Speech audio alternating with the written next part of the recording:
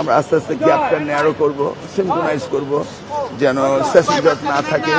At the same time ইন্টারমিডিয়েটের syllabus যেন cover হয়, এসএসসি সিলেবাস যেন কাভার হয়, টাইম গ্যাপ যেন না থাকে।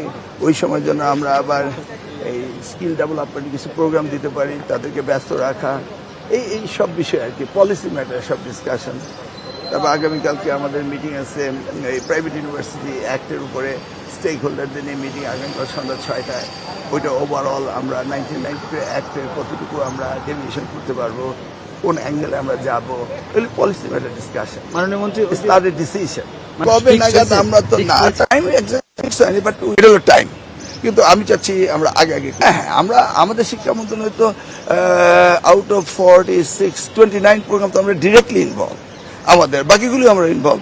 বৃক্ষরোপণের কথাই বলুন, যে কোনো কথা বলুন, বা নতুন করে কথা বলুন, কালচারের কথা, সব তো আমাদের সব বেশি, তো আমাদের কাজ বেশি।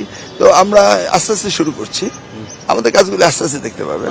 এটা নিয়ে আমরা বৈঠক করছি, এই যে কমিউনিকে নিয়ে বৈঠক করছি, সবগুলির সাথে কাজ এগিয়ে চলছে।